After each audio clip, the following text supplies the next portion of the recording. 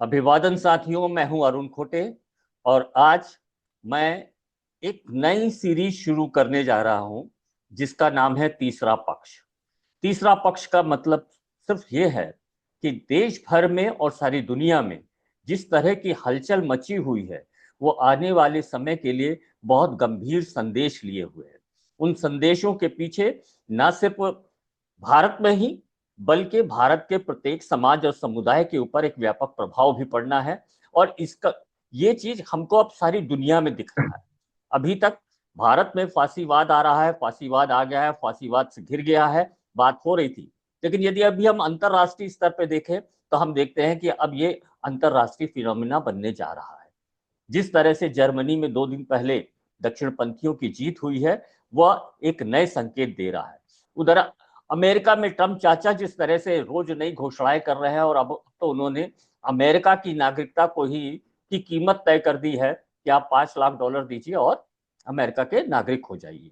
ये एक नए तरह का वर्ल्ड ऑर्डर भी सेट हो रहा है। ऐसी स्थिति के बीच में जब हमारे पास अपने देश में एक कमजोर विपक्ष है और आज भी देश की राजनीति दो प्रमुख राष्ट्रीय पार्टियों के ही बीच में घिरी हुई है, तो ऐसी स्थिति में जहां बीजेपी एक बहुत मजबूत पार्टी के रूप में स्थापित है अपनी संगठनात्मक क्षमता के कारण, अपने तमाम जो नैरेटिव गढ़ते हैं उसकी सफलताओं के कारण से, बावजूद इसके कि संसद में उसके पास वो बहुमत नहीं है, लेकिन वो आज जिस तरह से काम कर रही है वह पूरे इस तरह से नजर आता है कि वो एक पूर्ण बहुमत वाली पार्टी की तरह काम कर रही है। इसका प्रमुख कारण है कि हमारे देश का विपक्ष अभी भी तमाम चुनौतियों को बहुत ही संकीर्ण नजरिए से देख रहा है। और इसी प्रक्रिया में हम एक अपने हर सीरीज में एक एक मुद्दे पे बातचीत करने की कोशिश करेंगे जिससे कि लोगों के बीच में परिस्थितियां और स्पष्ट हो सके। तो इस प्रक्रिया में आज हमारे साथ मेरे साथी सामाजिक कार्यकर्ता और राजनीतिक विश्लेषक मनीष जी हैं, मनीष शर्मा जी हैं, बनारस से हैं। और इस पे वो अपनी बातचीत हमारे साथ रखेंगे और एक क्या देश में जो चल रहा है उस पे बातचीत रखेंगे। तो मनीष जी, सबसे पहले अभी जो सामाजिक न्याय और संविधान देश के पूरे बहस के केंद्र में है, और ऐसी स्थिति में जब राहुल गांधी सामाजिक न्याय को एक उस दिशा तक ले जा रहे हैं जहां वो न सिर्फ संसाधनों में बल्कि व्यवस्था में भी सभी समुदायों के, विशेष तौर पे वंचित वर्गों के बराबर की हिस्सेदारी की बात कर रहे हैं। और ठीक ऐसे ही समय में अभी अभी कांग्रेस ने घोषणा की है कि उनका राष्ट्रीय अधिवेशन होने जा रहा है। जो तमाम पिछले 2 दिन से खबरें चल रही हैं उसमें यह पता लग रहा है कि कांग्रेस की अपनी जो वर्किंग कमेटी है, जो केंद्रीय वर्किंग कमेटी है, उस पर भी एक बड़ा बदलाव करने की कोशिश कर रही है या तैयारी कर रही है। जो तमाम यूट्यूब चैनल हैं न्यूज के, वो लोग तो कह रहे हैं उन्होंने 10 लोगों को पहले ही तैयार कर लिया है लिस्ट, 4 को तो उम्र के कारण से निकाला जा रहा है, बाकी क्या अलग अलग कारण है।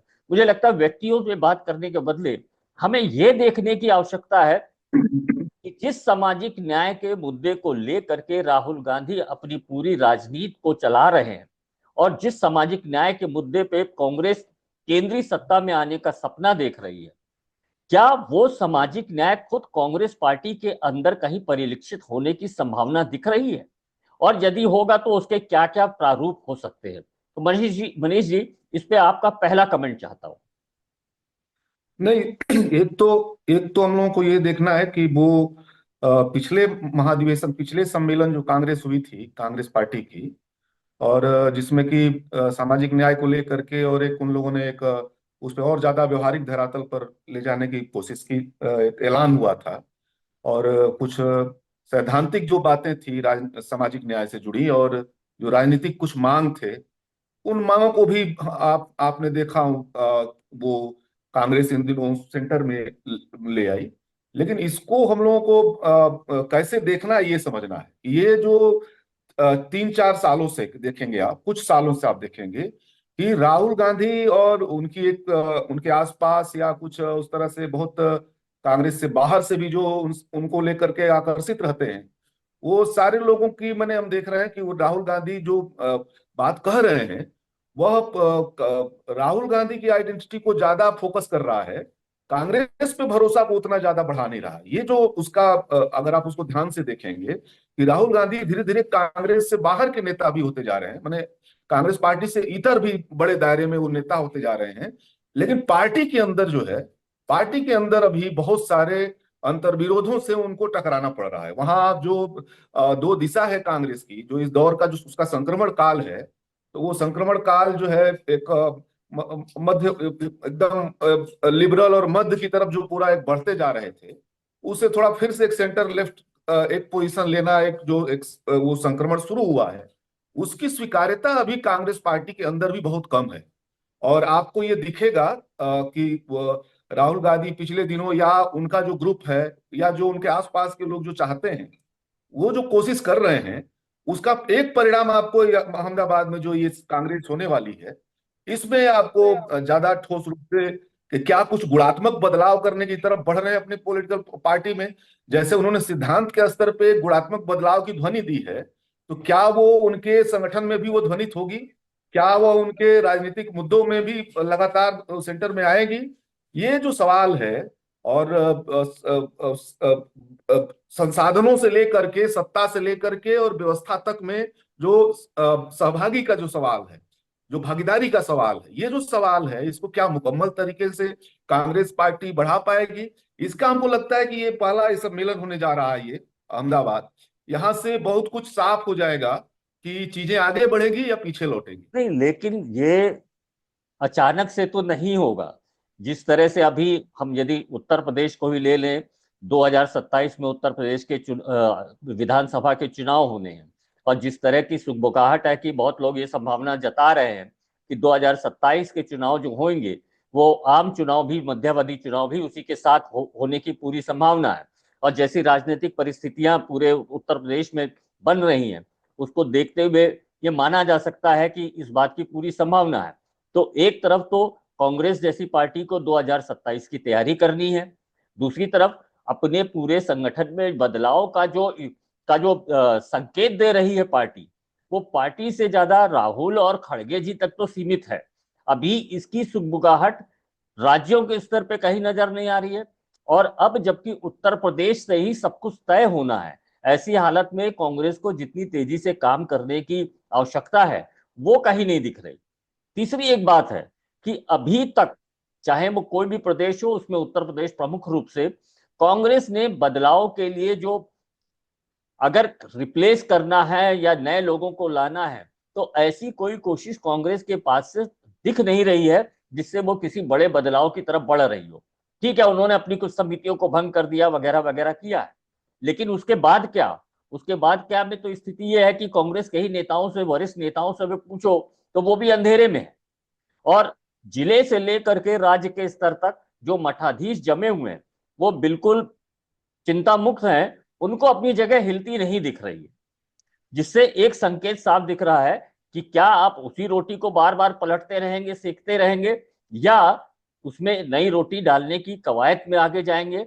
और ऐसी स्थिति में जो एक दृश्य बनना चाहिए वो सामने नहीं खिंच के आ पा रहा है। राहुल गांधी के स्तर पे तो सब कुछ लोग देख रहे हैं बड़े बदलाव को, लेकिन उस बदलाव का जो माध्यम है पार्टी, वहां पे ये बदलाव की किसी भी तरह की कोई भी हलचल नहीं दिख रही है। क्या कहना चाहेंगे आप? नहीं, देखिए, एक एक हिस्सा इसमें देखिए, एक तो ये है कि कांग्रेस पार्टी की ये लाइन दिशा कभी रही नहीं है, जो ये 2024 के बाद और कह लीजिए कि उससे पहले भी राहुल के माध्यम से, और फिर धीरे धीरे पार्टी का भी जो एजेंडा सामाजिक न्याय की तरफ जो बढ़ता है। लेकिन ये जो चीजें हैं यहाँ से आकर के, जो पूरा पार्टी तो पुराने लोगों की अभी है, अभी भी है। हम लोग अगर इसको इस रूप में केवल देखेंगे कि वो कुछ 10 15 20 जो बड़े नेता टाइप जो दिखते थे वो चले गए, तो वो मसला सिर्फ नहीं है, जैसे उससे समस्या नहीं हल हो गया। हर जिले में वो उसी तरह का कॉम्बिनेशन है, राज्यों में उसी तरह कॉम्बिनेशन है। ब्लॉक पे आप जाइए तो वहां भी बहुत ही जो ऊपर की दिशा है, उस दिशा के बिल्कुल विपरीत कॉम्बिनेशन है, विपरीत किस्म की नेतृत्व है, विपरीत किस्म के तत्वों का उस पर कंट्रोल है। तो सवाल केवल कुछ कपिल सिब्बल और कुछ का पता चला कुछ और, कोई और इस तरह के कुछ 10 20 नाम हैं, वो चले गए, सिर्फ इतनी बात नहीं है।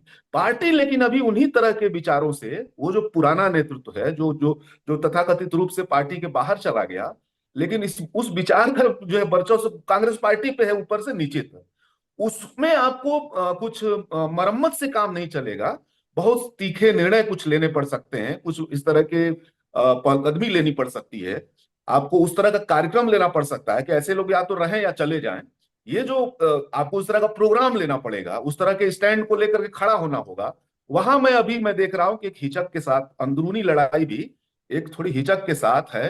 कोई बहुत बुनियादी बदलाव करता हुआ बहुत उस तरह का दिख नहीं रहा अभी उस लेवल पे।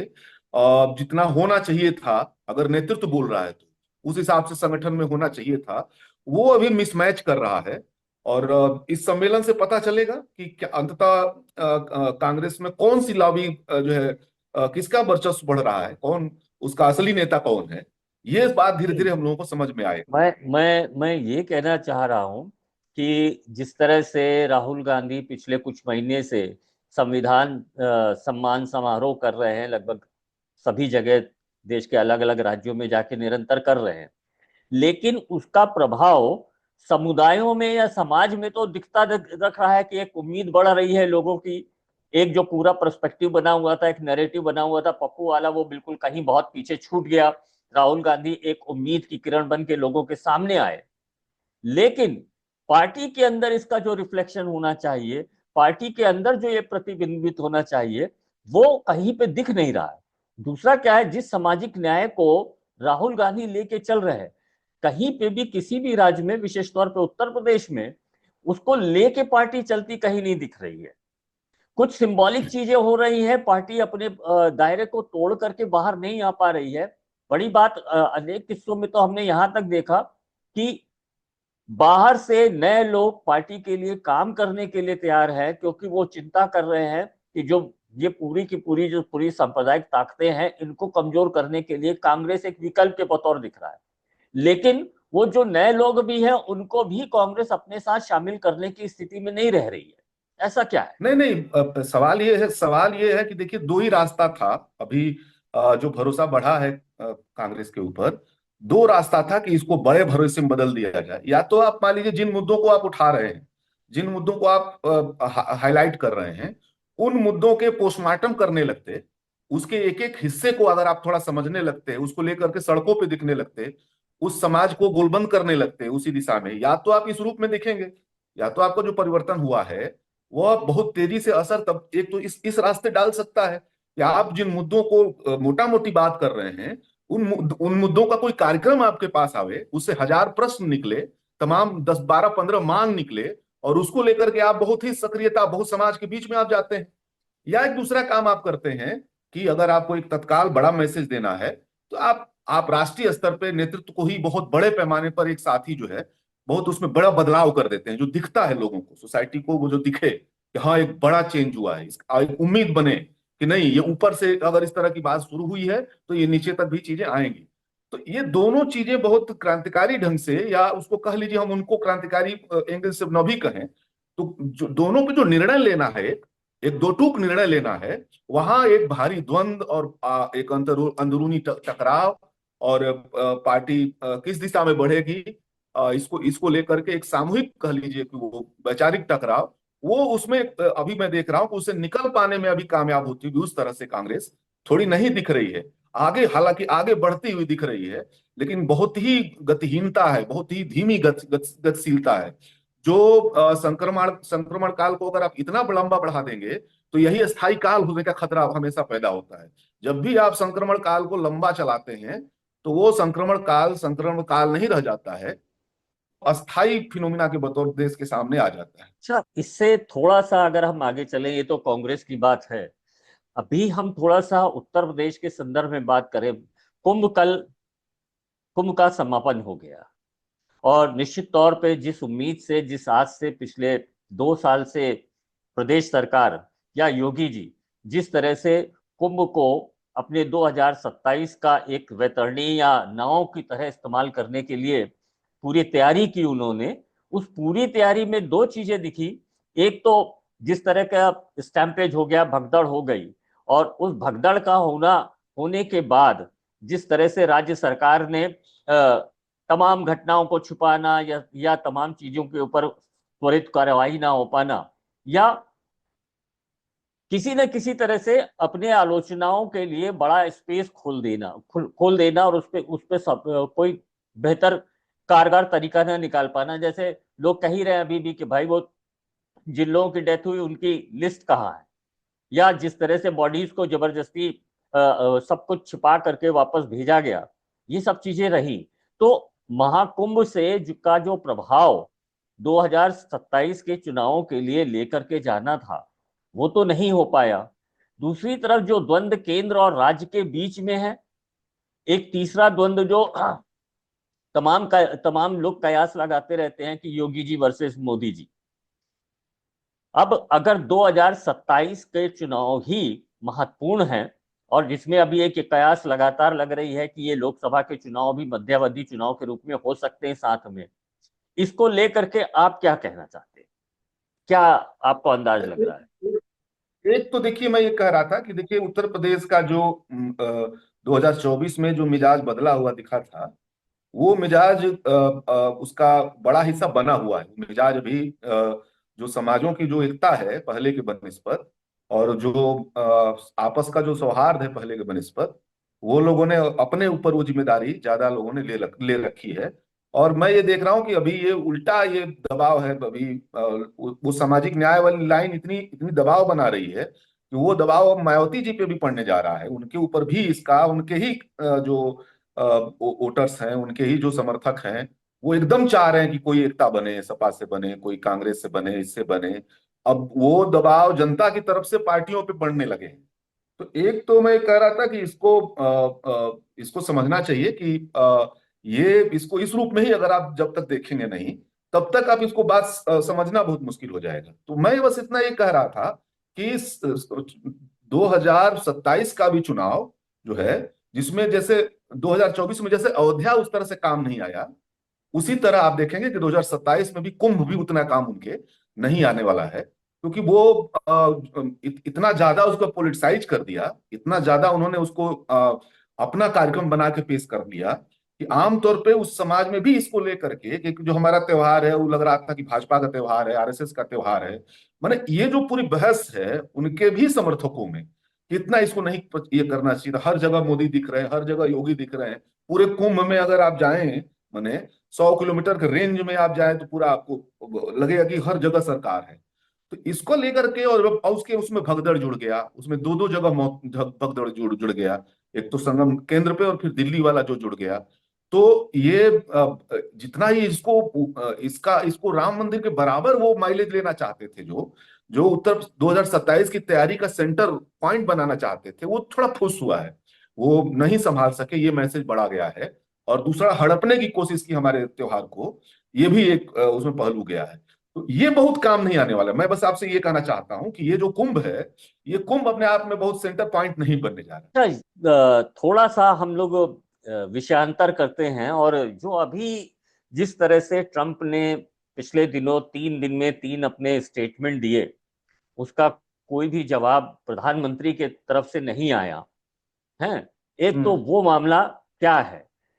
हम्म। पहला स्टेटमेंट हाँ। उन्होंने कहा हमने 21 मिलियन रुपया इंडिया को दिया है। फिर उन्होंने दूसरा हम्म। स्टेटमेंट दिया कि हमने नेतृत्व को बदलने के लिए वो पैसा दिया। और फिर उन्होंने खुल के कह दिया ये हमने माय फ्रेंड मोदी को ये पैसा दिया। इसमें जो बीच वाला जो दूसरे नंबर का उनका स्टेटमेंट था, जिसपे उन्होंने इशारा किया कि नेतृत्व को बदलने के लिए दिया, और उसको लेकर के पूरी की पूरी बीजेपी और उसके स्पोक पर्सन और उनकी आईटी सेल पूरा राहुल गांधी को घेरने में उतारू हो गई। लेकिन इसका एक पक्ष ये भी है जो बाद में जयराम रमेश ने अपनी प्रेस कॉन्फ्रेंस, पवन खेड़ा ने अपनी प्रेस कॉन्फ्रेंस में भी कहा कि उन्होंने कहा कि भाई जो यूएस एड है, वो तो पैसा उसने जेपी आंदोलन के समय में भी दिया था। और आपको याद होगा जेपी आंदोलन के पीछे पूरी की पूरी आरएसएस थी। अन्ना के आंदोलन में भी वो हम्म। पैसा दिया, उस समय भी पूरी की पूरी पीछे आरएसएस थी। तो और आपको ये याद होगा 2024 के चुनाव के ठीक पहले ये एक बड़ी बहस केंद्र में आई थी कि मोदी जी को आरएसएस जो है अपना प्रधानमंत्री पद का उम्मीदवार नहीं बनाने को तैयार है। हालांकि बाद में ये सब शॉर्ट आउट हो गया। ऐसी स्थिति में ये इशारा किस तरफ कर रहे थे ट्रम्प साहब, थोड़ा सा इस पर रोशनी डालिए। नहीं नहीं, इसमें एक चीज ये समझना है कि ये दो वजह है। एक तो मान लीजिए, एक तो देखिए, जब अमेरिका आज जितना बड़ा संकट में है, और 2008 की मंदी से अभी तक अमेरिका अ, उबर नीचे नहीं नहीं पाया आया। है, और उसका। जी जी जी हाँ हाँ, आप बोलिए, आप बोलिए, आप कंटिन्यू करिए। जी। मैं ये कह रहा था कि 2008 की जो मंदी थी आज अपने और चरम रूप में वहां मौजूद है। तो इसीलिए आप देखेंगे कि एक ऐसी सरकार वहां चाहिए थी जो जो अब जहां जहां पूंजी है उस सबको एकत्रित करके किस भी रास्ते, कोई भी दक्षिणपंथी रास्ता अपना सकते हैं, लोकतांत्रिक तरीका न होते हुए, देशों को धमकाते हुए, प्रधानमंत्रियों को उनकी हैसियत बताते हुए, और तमाम देशों के लोगों को थोड़ा डराते हुए। ये जो अभी अब देखेंगे, तो अमेरिका फर्स्ट जब बोला गया उस समय, तो वो अमेरिका फर्स्ट नहीं था, वो हम फर्स्ट, कारपोरेट फर्स्ट जो है था अमेरिका में, वो उसका सेंटर पॉइंट। और उसी ने जोर लगा करके ट्रंप को ले आया है। ट्रंप आए हैं जो, तो पहले के मुकाबले जो अमेरिकी जो बड़ी पूंजी है, कारपोरेट पूंजी है, वो बहुत कमजोर हुई है। और उसको अब एक ऐसी सरकार चाहिए जो ज्यादा गैर लोकतांत्रिक हो, फासिस्ट तरीके अपनावे, और उस तरह का दक्षिणपंथी रास्ता ले। उसको एक ऐसी सरकार चाहिए, इसलिए ट्रंप आए हैं, और ट्रंप देखिए वही कर रहे हैं। अब वो एक तो सामूहिक डिमांड है कि आप जो है ऐसे देशों को थोड़ा कंट्रोल करो। दूसरा, वो जो बार बार 3 दिन में बयान दिया, तो वो बेसिकली मोदी की लोकप्रियता का जो डर है, मोदी की लोकप्रियता घटने का जो डर है, या ट्रंप के आदमी हैं, ये जो हमेशा एक डर बना हुआ रहता है, या उनके ऊपर जो आरोप है कि बड़ी पूंजी के कंट्रोल में रहते हैं, जिस तरह से उनके ऊपर साफ साफ ये आरोप है। तो ये अब डर उनको, ट्रंप ने जो बार बार उनको टारगेट किया, वो डरा रही है कि हम जो और समझौते की बात कर रहे हैं उसमें टेबल पे आ जाओ, और वो चीजें समझो, नहीं तो हम तुम्हारी लोकप्रियता नहीं रहने देंगे, तुम्हारा एक एक तार खोल देंगे। तुम जो मैंने मैंने कहने का मतलब क्या है, जो ये विश्व गुरु बने हुए हैं आप, और ये जो आपको लगता है कि पूरा दुनिया में हमारी पूछ बढ़ रही है, और पूरी दुनिया हमारे कंट्रोल में है, हम दुनिया के वो हैं, हमारे हिसाब से दुनिया चल रही है, इसको थोड़ा कसा है। इस लगाम को इस बार ट्रंप ने हर अगल बगल के ऐसे देशों को उसने इसमें टफ किया। उसी कड़ी में भारत भी है, जिसको कि टेरिफ किंग बोलता है, जिससे बार बार बोलता है कि जो है, तो आप इतना लगाओगे तो हम इतना लगाएंगे। अब उसके डर के मारे वहां जाने से पहले ही कई सारे निर्यात वाले मामले में देखेंगे कि हाँ, हाँ, भारत ने उन्होंने टैक्स अपना अमेरिकन अमेरिकन शराब के ऊपर टैक्स कम कर दिया, हटा लिया। हार्ले उसकी डेविडसन पे एक बड़ी। टैक्स कम कर दिया। जी। अभी सुना तो है अब एलन मस्क का टेस्ला की कारों के ऊपर उन्होंने टैक्स कम किया है। कितना सही जी है जी नहीं मालूम, लेकिन ये खबर है। जी जी अच्छा। बिल्कुल। अच्छा। तो ये एक। मैं बस इसमें यही कहना चाह रहे हैं हम आपसे कि बेसिकली अब वो जो ढका हुआ रूप था, अमेरिकी लोकतंत्र, भारतीय लोकतंत्र, ये जो ढका हुआ रूप होता था, महान लोकतंत्र, ये अब ये चादर अब बहुत इस पे वो शरमाने की स्थिति में नहीं रह गए हैं। जितनी बड़ी मंदी है, उनसे उनको अब वो सारे लोकतांत्रिक जितने आवरण है वो नोच खाना है, एकदम उसको एकदम उलट देना है। और सीधा दोहन, सीधा हम अपना सीधा, ये किसी पेचीदे लड़ाई में हमको नहीं फंसना है। और ये आप समझ लीजिए कि उसकी कमजोरी का भी लक्षण है। अमेरिकी अमेरिकी जो उनका थिंक टैंक है, अमेरिकी कारपोरेट का जो थिंक टैंक है, ये उनकी कमजोरी का भी संकट है, लक्षण है। और जिसको वो अपनी मजबूती का लक्षण अभी देखने की कोशिश कर रहे हैं। अन्यथा धीरे धीरे और ज्यादा अलगाव में अमेरिका अगर इसी रास्ते पर अगर बढ़ेगा, तो और ज्यादा अलगाव की तरफ बढ़ेगा। उसके लिए उसको कोई फायदा उससे होने नहीं जा रहा है। लेकिन अभी भारत जिस तरह से झुक रहा है, अभी सिचुएशन में भारत खुद एक मंदी से फंसा हुआ है। और ये अमेरिकी प्रशासन इस संकट को, भारत के इस संकट को बहुत ज्यादा विस्तार देने जा रही है, और भारत अभी और बुरी स्थितियों में फंसने जा रहा है। भी। और ये इसी पॉइंट पे हमको डर है कि मोदी मोदी जितना सरेंडर नहीं करना चाहते थे, उससे ज्यादा उनको अमेरिका को एक ऐसे पॉइंट पे जा करके देना पड़ेगा। ये ऐसा अभी लग रहा हाल है। ही में अभी हाल ही में बीबीसी ने एक रिपोर्ट जारी की है, जिसमें उसने ये बताया कि जिस तरह से पिछले 10 साल में मोदी जी 140 करोड़ लोगों का देश, जो एक बहुत बड़ा बाजार के रूप में पूरे देश को सारी दुनिया में पेश किया, और सारी दुनिया में बताया कि ये हमारे पास एक बहुत बड़ा बाजार है 140 करोड़ का। लेकिन अभी हाल ही में बीबीसी की एक रिपोर्ट जो आई है, तो अभी कल या परसों जारी की, उसमें ये कहा गया कि इन 140 करोड़ में लगभग 70% से ज्यादा ऐसे हैं जो अपनी डेली की जरूरतों को भी पूरा करने में सक्षम नहीं है। ऐसी स्थिति में वो लोग तो इस पूरे ये जो उपभोक्ता का जो कैटेगरी है, इससे तो वो बाहर है। ले दे करके कुल मिला के 20% लोग बचते हैं, जो मध्य वर्ग भी है और उच्च वर्ग भी है। और उसमें सबसे बड़ा हिस्सा तो मध्य वर्ग का ही है। और जिस तरह से पूरा अमेरिका जिस तरह से कर रहा है, या भारत में जिस तरह से रोजगार की कमी हो रही है, तो या भारत के ही मल्टीनेशनल जिस तरह से नई नई नए नए तरीके से छटनियां कर रहे हैं, उसके चलते क्या प्रभाव देखेंगे आप? कैसे आप इसको देखते हैं कि भारत एक सिरे पे यह है कि भाई 60 लाख कारों का कारोबार है हिंदुस्तान में, लेकिन सच्चाई तो यह है कि तो नहीं कम देखिए, होता जा रहा है। एक तो ये यही मैं कह रहा हूं कि आप इसको समझिए ना कि अगर आप जो विकास का मॉडल है, जो 90 के बाद का विकास का मॉडल है, और अभी जो मोदी जी का चरम जो विकास का मॉडल है, उसमें वो तो रोजगार विहीन विकास का मॉडल है। तो एक तरफ अर्थव्यवस्था बढ़ती जा रही है, तो बढ़ती किस सेंस में जा रही है? अगर आप उसका रेशियो देखेंगे कि अर्थव्यवस्था का बड़े हिस्से का मालिक कौन है, तो वो 2-3%, 4% है। अगर आप देखेंगे कि उसकी सारी संसाधनों पे, सारी चीजों पे वो है। तो ये जो अर्थव्यवस्था बढ़ रही है, हाथी हो रही है, और रोजगार की हालत एकदम खराब हो रही है, ये दो विपरीत दिशा में चलने वाली जो नीतियां हैं, वो मोदी जी के काल में है। और अभी की वैश्विक नीति में आप देखेंगे कि वो अपने चरम स्थिति में है, कि वो जो चीजों को धीमी गति में लेके चल रहे थे। तो आज जो है अर्थव्यवस्था, अभी के दौर में अगर आप इसको देखिएगा कि अगर ये अर्थव्यवस्था, भारत की अर्थव्यवस्था अमेरिका के साथ अगर ज्यादा जाती हुई दिखेगी, तो आने वाले समय में अमेरिका, भारत के लिए और ज्यादा संकट बढ़ेगा।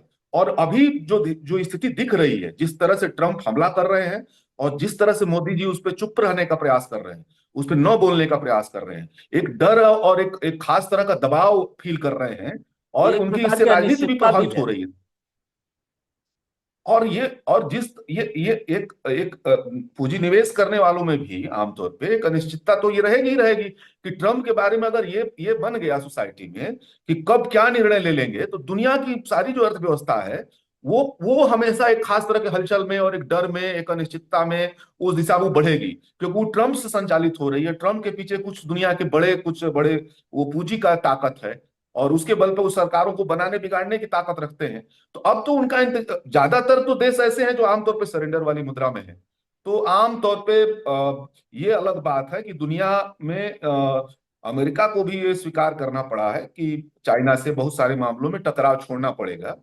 रसिया को भी उनको मानना पड़ा। उनको लग रहा था इन लोगों की जो है वो युद्ध में फंस जाएगा रसिया और बर्बाद हो जाएगा। तो उसने अपना रास्ता निकाल लिया। बहुत सारा अपने देश के अंदर जो इकोनॉमी है, अपने अंदर की इकोनॉमी को इसी इसी संकट के दौर में उसने अपने आप को और ज्यादा मजबूत किया है।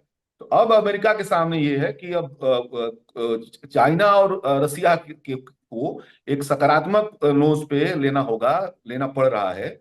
इसीलिए वो आप देखेंगे कि अब वो जो जिस देश पे हमला किया, कौन देश है वो जिसपे रसिया ने हमला यूक्रेन। किया हुआ है? यूक्रेन। हैं? यूक्रेन। यूक्रेन। और यूक्रेन के राष्ट्रपति के जो अब तक जो अमेरिका का रुख था, यूक्रेन के राष्ट्रपति के साथ मजबूती से आर्थिक रूप से खड़ा होना था, और राजनीतिक रूप से खड़ा होना था। लेकिन आप ट्रम्प की पॉलिसी देखेंगे तो वो एक बहुत ही उनको निष्क्रिय नेता, और बहुत खराब नेता, और बहुत ही जो है अलोकप्रिय नेता, तानाशाही वाला नेता, अब ये सब उनकी तरफ से आने लगा है।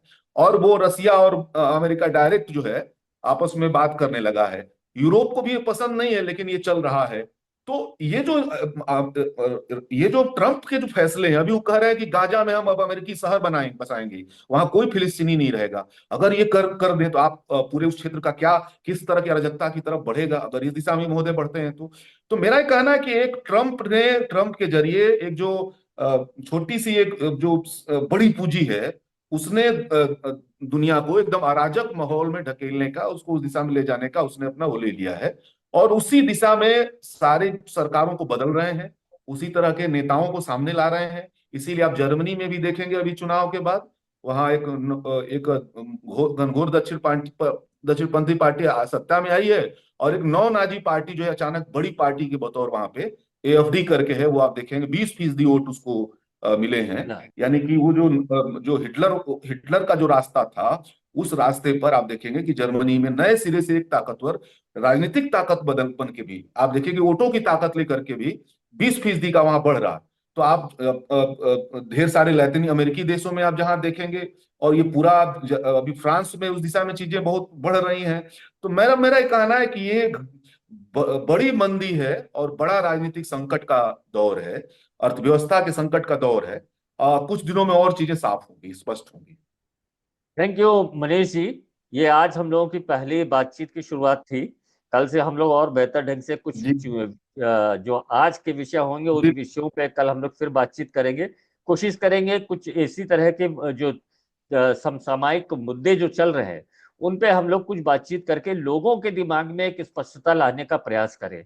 कल से हम लोग फिर और एक नई तैयारी से, बेहतर तैयारी से जी आएंगे। धन्यवाद। Thank you. ठीक है।